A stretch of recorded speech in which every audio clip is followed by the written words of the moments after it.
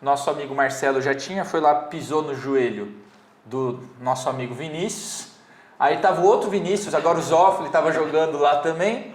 E o Marcelo veio aqui, foi dar uma dividida, pá! Ouve-se um grito no campo.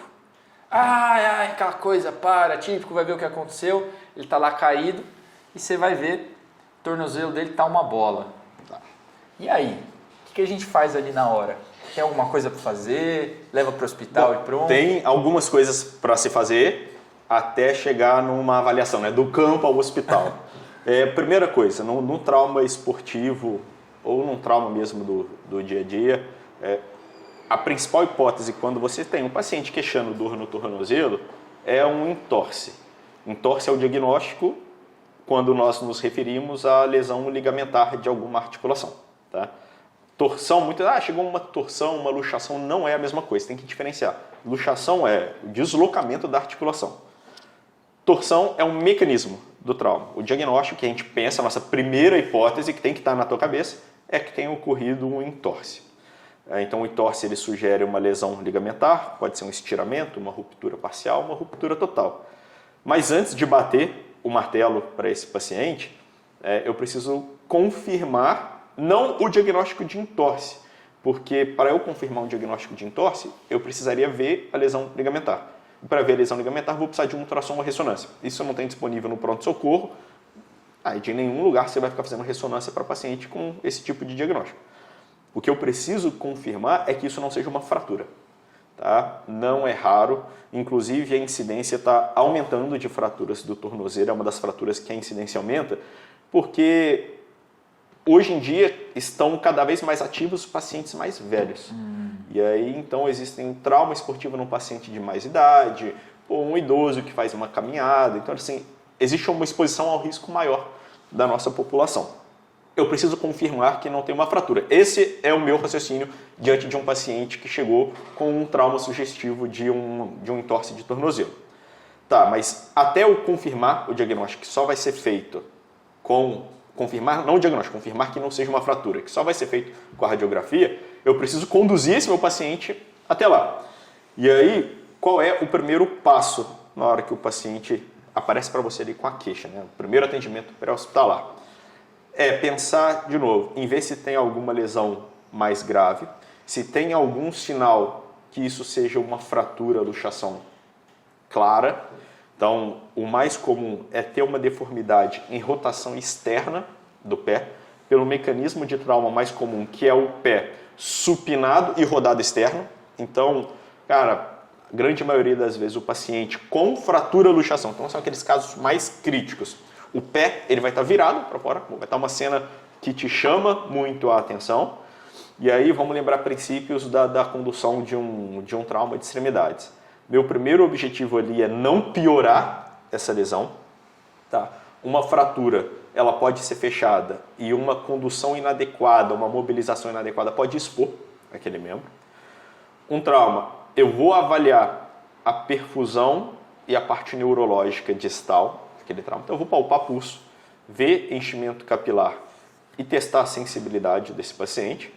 Se esse paciente não tem nenhuma alteração neurovascular, eu posso então imobilizar ele de uma maneira que seja menos intempestiva, menos agressiva. Eu posso só buscar um alinhamento daquele membro para evitar que ele fique muito tempo desalinhado e comece a ter alguma dessas lesões.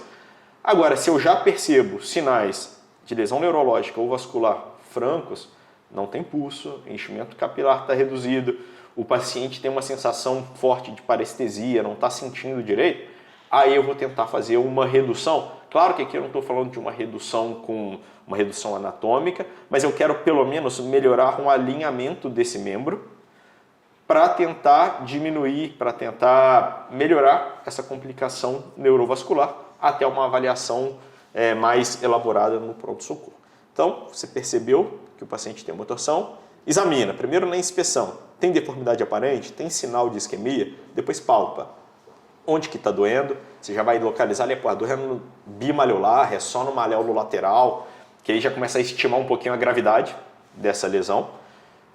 E faz a avaliação neurovascular para saber se eu preciso ser mais agressivo na minha conduta inicial, tentar melhorar o alinhamento, até reduzir aquele membro já no primeiro atendimento para diminuir complicações, ou se eu posso esperar uma avaliação radiográfica no pronto-socorro, para aí sim eu entender o diagnóstico e saber qual é a minha melhor condução. Né? De novo, né, nas fraturas luxações existem manobras adequadas para você reduzir. O emergencista ele tem que estar preparado para isso. E quem sempre bate, nem sempre vai ter um ortopedista pronto ali para fazer o atendimento. Eu tive a oportunidade de trabalhar com alguns residentes da emergência em alguns hospitais e treinar com eles e ele mostrar para eles, cara, vocês conseguem fazer isso tranquilamente, diminuir risco, imobilizar. Depois o ortopedista se vira. Vai dar alta, vai internar, vai operar na urgência. Conduta de especialista. Conduta de especialista. E me diz uma coisa, no tornozelo é comum ter lesão vascular assim ou é mais raro de ver? É comum ter se for mais por um comprometimento mesmo pela postura do membro. Então, é aquele membro que está com um desvio rotacional muito grande, está muito rodado externo, eu posso ter um acotovelamento dos vasos. Não é comum você ter a ruptura do vaso. Então, não é uma lesão crítica igual a gente estava falando no joelho. Aqui é muito mais pela postura e aí, basicamente, você alinha o membro, o paciente fala que está começando a melhorar. A dor dele diminui, o formigamento, a parestesia começa a diminuir. Então, assim, é muito mais por uma postura do que por uma lesão propriamente dita. Isso demanda uma lesão ligamentar mais grave, uma luxação ou mesmo aquele entorse do dia a dia, entre aspas? Dos mais clássicos, nos mais graves só. Tá? No dia a dia, o que você vai perceber é um edema na região normalmente lateral do tornozelo e do pé. Pode formar uma equimose na região plantar do pé. Por efeito da gravidade, o hematoma ele vai descendo, mas isso é um pouquinho mais tardio, depois de algumas horas. Mas no entorse clássico do dia a dia, o que vai acontecer normalmente é a lesão ligamentar exclusiva, sem nenhuma dessas complicações. Isso é raro de acontecer. É aquele raro, mas acontece muito, tá? Mas é raro. E aí você está atendendo o paciente com entorse. A princípio, nada trágico, nenhuma esse aí que você foi lá, você chegou, foi ver, tava lá aquela bola, mas o pé estava alinhado. Tá alinhado. Você palpou o pulso, tinha pulso. Boa. Enchimento capilar, estava lá, o cara berrando de dor, mas tá ali, só aquela bolota no tornozelo. E aí? Aí vamos agora já recebendo esse paciente, porque assim, no pré-hospitalar não tem muito o que fazer, a não ser imobilizar. Um segmento acima, um segmento abaixo. Então você vai colocar uma imobilização a que você tiver disponível, protegendo o pé e a perna do paciente. Então você vai fazer uma imobilização como se fosse uma bota. Tá.